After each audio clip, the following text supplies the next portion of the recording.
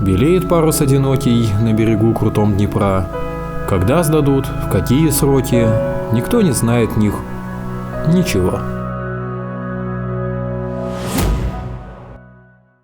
Судя по распространенному началу автомобильного номера на АЕ, мы находимся в городе Днепропетровск, где очень приятно будет оставить свою машину с российскими номерами для того, чтобы пойти и заценить вот это замечательное здание с символом украинской государственности. На самом деле это отель «Парус». Всем привет, с вами МШ, и он там Макс летает. И мы сегодня, в общем, сейчас пойдем туда. Главное, слушай, по-моему, это Шиза! Мне проще сбежать. О, как-то так вот. В общем, идем по набережной. Рядом находится река Днепр. Как показывает практика, после развала Советского Союза практически в любом городе осталось какое-то здание, которое является таким недостроенным символом города, абандоном города. Там в Москве, например, это ХЗБ, в Твери в свое время это была Рюмка, здание недостроенной гостиницы. В Калининграде это здание Дома Советов. Ну а в Днепропетровске это отель «Парус». Здание, которое было построено началось строиться еще в 70-е годы. Как всегда, строительство его начало приостанавливаться в конце 80-х. Ну и вот до сих пор, на уже конец января 2016 года, оно стоит таким символом абандона. Еще раз повторюсь. Ну что ж, давайте пройдем поближе, посмотрим, что к чему там.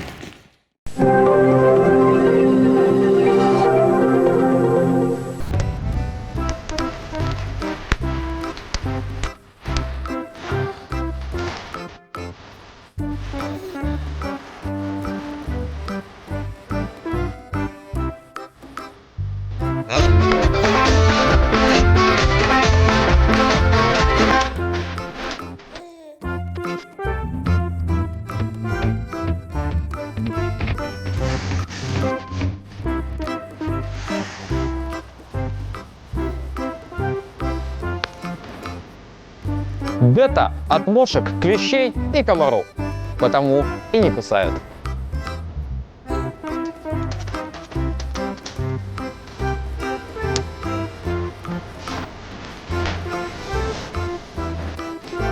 И да не настигнут вас кровососы.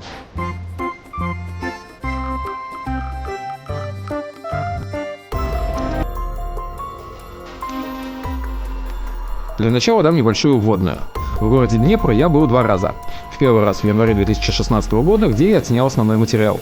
Через 4 месяца после моего первого посещения город переименовали в Днепр, потому не удивляйтесь, что я произношу название города по-старому – Днепропетровск.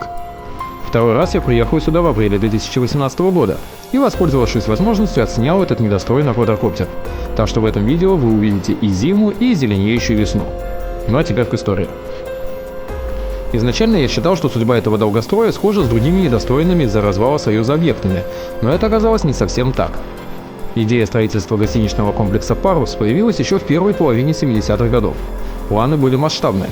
Комплекс должен был охватывать многие сферы жизни советских граждан. Гостиница, ресторан, банкетный зал, бар, бильярдная, конференц-зал, киноконцертный зал, выставочные залы, парикмахерская, столовая, прачечная, отделение по ремонту одежды и обуви, сушильное отделение, столярный цех, гаражи, бассейн, причал, автостоянка и многое другое должны были расположиться в этом гостиничном комплексе. Неплохой списочек, не так ли? Но если бы все пошло как задумано, то вы бы не смотрели это видео. Впрочем, поначалу работа двигалась бойко. Определили место, которое удовлетворяло бы следующим параметрам. Удобная транспортная доступность, близость авто и ЖД вокзалов, центра города и красивый вид из окна. Задачи поставлены, цели определены и проектировщики приступили к делу.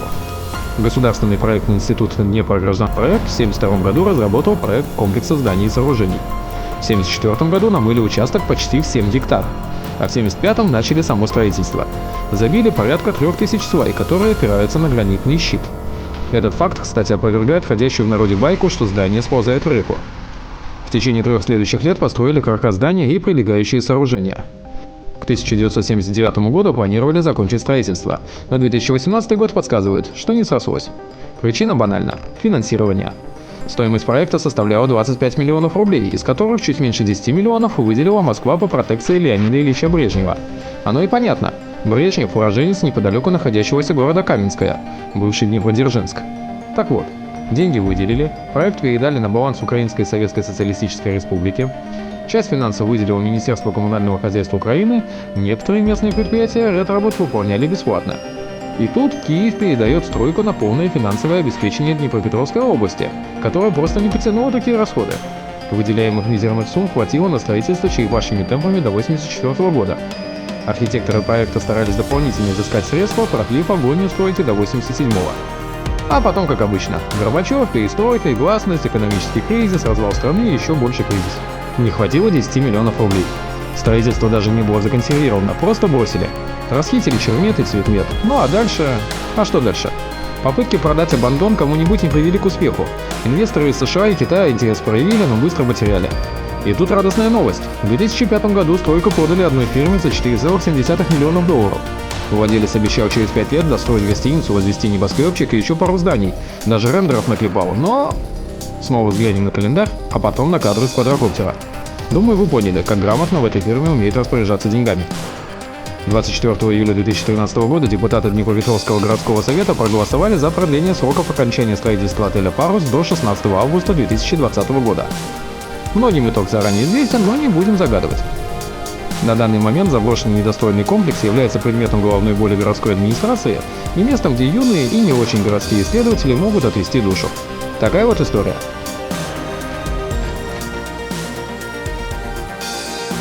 Теперь кратко технические характеристики. Здание имеет высоту 114 метров и состоит из высотной части и 2 стилобатов. Общая площадь 189 тысяч квадратных метров. В плане представляет букву Y. В главном здании планировалось разместить 589 гостиничных номеров на 996 мест. 996. Всего 4 не хватает до 1000. Это такая хитрость. Если бы было 1000 и более мест, то согласование проекта надо было вести через Москву, а так спроектировали своими силами без подсказок других. Подняться и спуститься гражданам должны были помочь 7 грузовых и 10 скоростных пассажирских лифтов. Для любителей размять ножки путем подъема на без малого 3 десятка этажей спроектированы 2 высотные лестницы и для безопасности противопожарная незадымляемая лестница. Вся эта красота держится за счет монолитного ядра жесткости, 6 поперечных диафрагм, применения высококачественного бетона при заливке каркаса здания и металлических сердечников в колоннах первых этажей.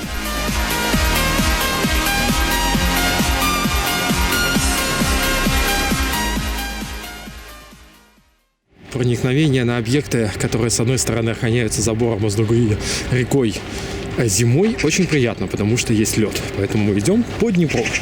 Единственное, провалиться для меня будет весьма дорогим удовольствием, потому что у меня очень много техники с собой. И вот мы уже сошли на берег и находимся у подножия этого 28-этажного отеля. Перед нами находится огромный такой стилобат. Это, грубо говоря, основание отеля. Такое немножко архитектурное понятие.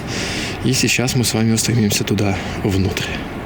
Как и ожидалось, внутри недостроенного здания ничего нельзя обнаружить, кроме битого кирпича, осколков какого-то строительного мусора и мусора, уже принесенного впоследствии посетителями различными этого здания. Так что, в принципе, наша задача будет основная — подняться наверх, полюбоваться с городом с высоты. А так как я живу в Ленинграде, то, соответственно, виды с высоты на город Днепропетровск для меня не являются баянными, какими-то классическими. Немножечко на них посмотреть, вам их показать и благополучно отсюда уйти, потому что здесь есть в Днепропетровске гораздо более интересные объекты, которые мы попробуем посетить. А это так, чисто для затравки. Так что начинаем подниматься наверх.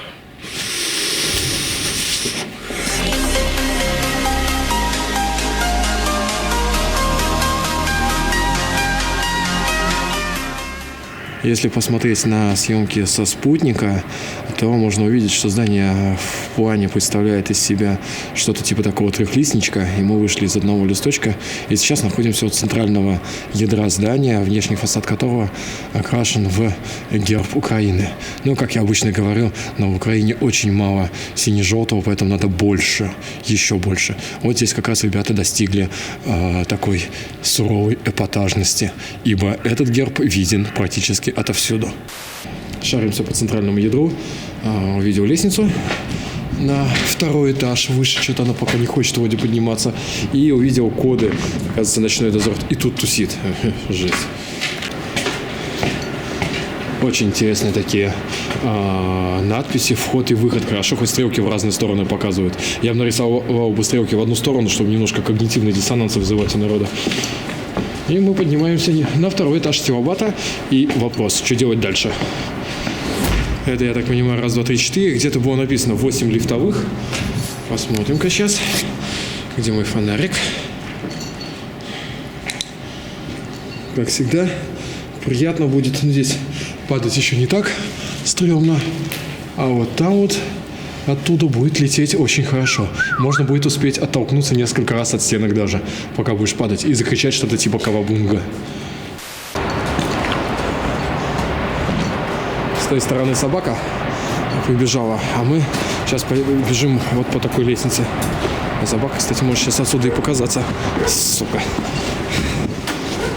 Валим, валим, валим, валим, валим, валим, валим.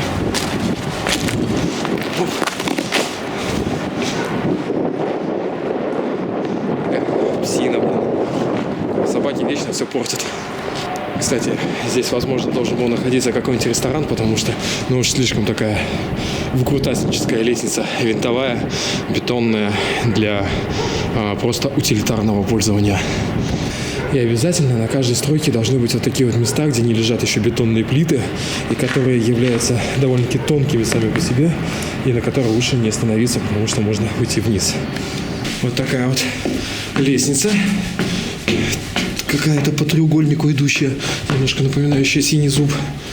И мы оказываемся в таком напрочь залу. А здесь как все солидольчиком там мазано. Это, видимо, чтобы не поднимались наверх. Вот так все сделано. Чтобы сговнякались. Однако, жесть. То есть это, видимо, главная лестница, которая ведет туда, на самый верх этого здания. Оп, закрыто. Ну ладно, сейчас посмотрим. Мы каким-то волшебным образом оказались по другую сторону решетки и даже ничего не сломали. Ну, честно, не сломали. Видите, дверь закрыта. Решеточка цела. И все так же в солидольчике. Фу-фу кака. А мы какие-то чистенькие, даже странно как-то. Мистика от МШ.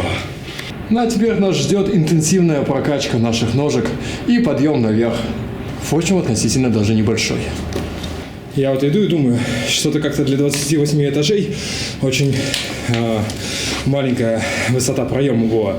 Оказалось, он перекрыт еще такой треугольной вставкой с насыпанным на ней мусором.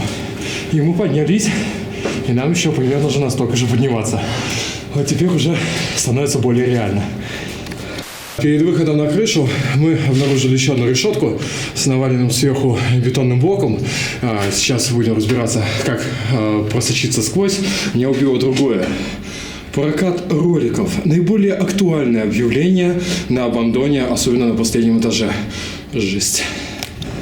Но, как видите, по следам далеко не мы первые, кто пришел сюда, кто здесь оказался. И если на первых этажах были хотя бы какие-то стены, точнее не то, что стены, были коридоры, какие-то комнаты и так далее, то на верхних ничего нету. Снег может спокойно пробираться через дыры в потолке. А нам нужно еще выше. Специально вам не показываю, что творится за окном. Адское кукло. Кукло, как переводится? Число какое-нибудь? Чего? Кукло, это что такое? Адское кукло. Не знаю даже. Адское кукло. 27. У кого-то, видимо, что-то случилось. Может 27. Может 27 диаметр. Не знаю. Точно что-то случилось здесь. Гипс. Ага, слушай, да. От руки, манжетка. Ага. Да вот так. Кто-то отметил здесь свой этот котел. Снятие гипса. А может сказал, ладно, гуляем. Давай, повесь его. Как память, точнее, как наставление тем, кто полезет сюда, что с ними может случиться, причем в лучшем случае. Выше лестница становится совсем стрёмненькой. Она очень скользкая. И кое-где отсутствуют ступени. Поэтому я сейчас аккуратно шагну здесь. А у меня берцы скользучие такие. Оп, и перешагнул. В общем, не очень приятно. Надо очень аккуратно. Тем не менее, нас это не останавливает. И мы по шатающимся, кстати, ступенькам поднимаемся выше и выше. А, кстати, мы уже наверху. Сейчас покажу вам виды с высоты. Ну что ж, дорогие товарищи, рад представить вашему вниманию на моем канале знакомство с высоты с городом Днепропетровск. Вуаля. Солнышко заходит, мы успели довольно-таки вовремя.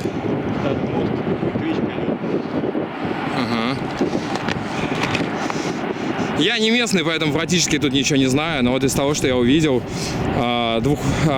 скажем так, двухъярусный железнодорожный мост, по которому сейчас идет электричка снизу, а сверху едут автомобили.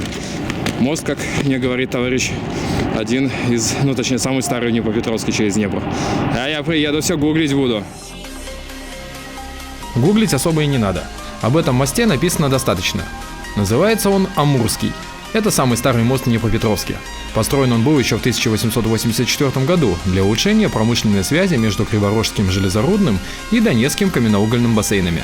Стоимость строительства на тот момент составила почти 31 миллион рублей. Мост уже изначально был двухъярусным, снизу ЖД, а сверху ехали повозки, ну и позже автомобили. Мост был третьим в Европе по своим размерам и даже получил золотую медаль на Всемирной выставке в Париже. Дальше у него была сложная история. Во время гражданской войны взорвали его пролеты и в 1920 году восстановили. В 1935-м пустили трамвай. Во время Великой Отечественной войны мост был разрушен до основания и полностью восстановлен к 1955 году. Восстановленный мост получил подъемные пролеты для обеспечения прохода судов. А в 1977 году рядом с ним построили еще один мост, одноярусный, железнодорожный. С того момента железка стала двухпутной. Такая вот история одного из мостов. А теперь вернемся к съемкам с крыши паруса.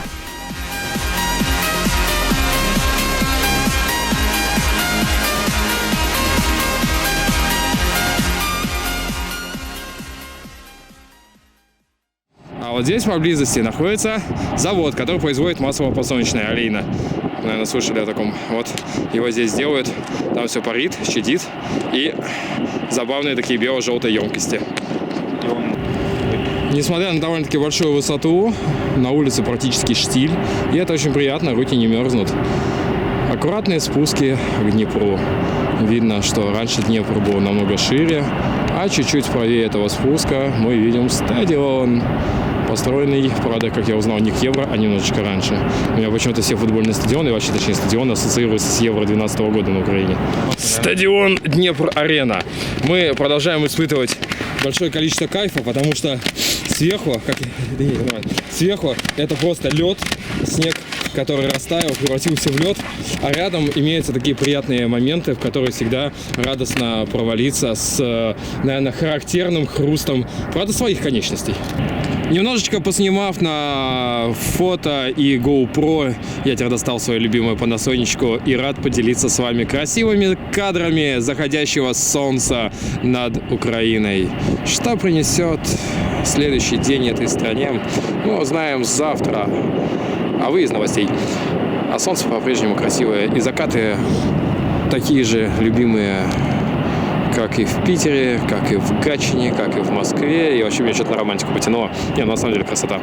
Из-под облаков так красиво показавшись над спальными, над жилыми районами и над промзоной летят лучи заходящего солнца. Стихи б тебе писать, Штирлиц. Днепр. Красивая широкая река.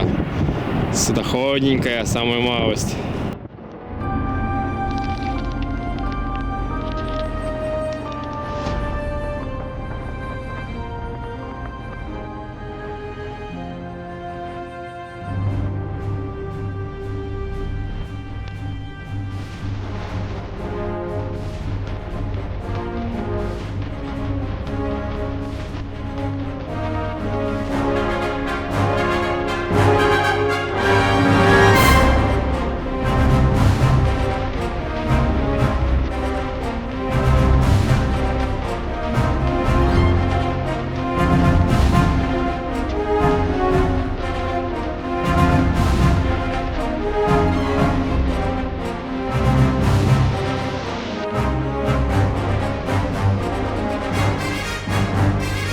Такие вот дела, товарищи.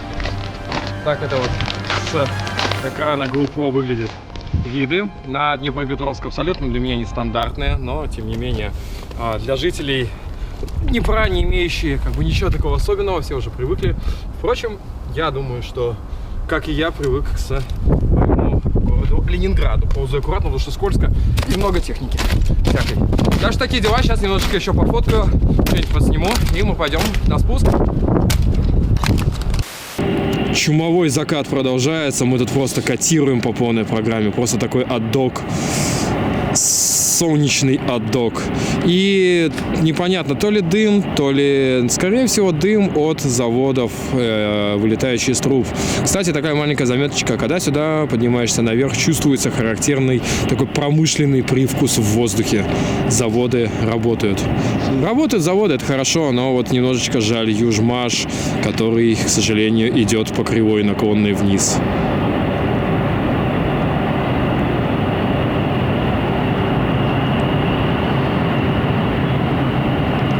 Вот это вот здание, которое находится по центру кадра, такое ступеньками, кубиками поднимающееся наверх, с вертикальными такими окнами, это синагога. И говорят, что она самая большая в мире, что ли, да? То есть она больше, чем в Израиле даже. То есть я, честно говоря, был в шоке. И еще такая заметочка, которую я хотел сказать.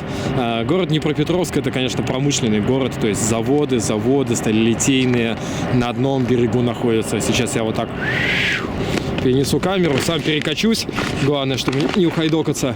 С той стороны, с той стороны вот находятся трубы, там тоже находится сталелитейный завод. В общем, все вокруг. Как называется? Интерпайп сталь. Интерпайп сталь. Ну, не совсем, конечно, славянское название, но тем не менее. И самый прикол в том, что здесь метро в городе, которое было построено, она такого двойного назначения. Предполагалась переноска производства в случае, ну, скажем так, серьезной военной ядерной угрозы под землю. Поэтому ветка, единственная из 6 станций, состоящая, которая идет под городом, она располагается в том числе и под промышленным районом.